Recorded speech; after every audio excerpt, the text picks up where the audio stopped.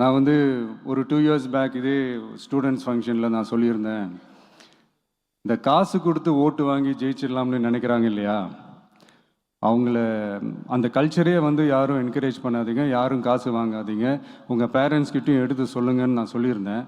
அதை அப்படியே ஃபாலோ பண்ணுங்க. ஆனால் நீங்கள் வேணால் பாருங்கள் அடுத்த வருஷம் என்ன நடக்க போகுதுன்னு. வண்டி வண்டியாக கொண்டாந்து கொட்ட போகிறாங்க.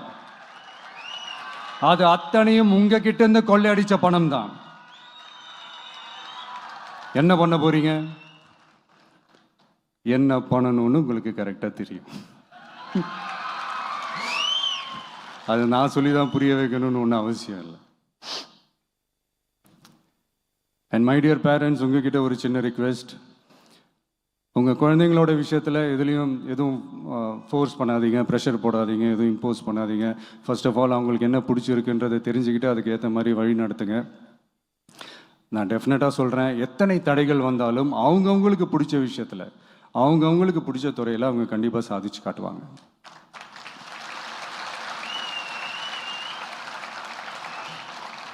அண்ட் இன்னொரு முக்கியமான விஷயம் உங்ககிட்ட நான் ஷேர் பண்ணணும்னு நினச்சது என்னென்னா, இந்த சாதி மதத்தை வச்சு இந்த பிரிவினை வளர்க்கிற அந்த சிந்தனை பக்கமே போயிடாதீங்க. அந்த சிந்தனை உங்களையோ இல்லை உங்கள் மைண்டையோ டிஸ்டர்ப் பண்ணுற அளவுக்கு அதை அலோவ் பண்ணவே பண்ணாதீங்க. விவசாயிகள் என்ன சாதி மதம் பார்த்தா பொருளை விளைய வைக்கிறாங்க? தொழிலாளர்கள் என்ன சாதி மதம் பார்த்தா பொருளை உற்பத்தியில் ஈடுபடுறாங்க? இவ்வளோ ஏன் இயற்கை அம்சங்களான வெயில் மழையில் சாதி இருக்கா, மதம் இருக்கா?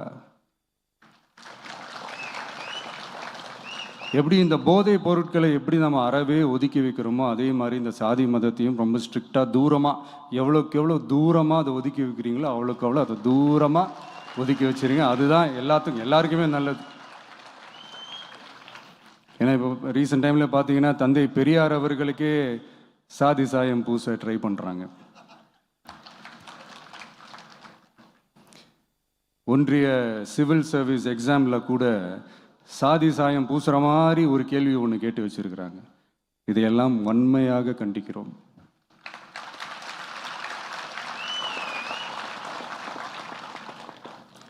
இந்த உலகத்தில் எது சரி எது தவறு அப்படின்றத அனலைஸ் பண்ணி பார்த்தாலே போதும், ஒரு குழப்பம் இல்லாத ஒரு தெளிவான ஒரு வாழ்க்கையை ஒன்று வாழலாம்.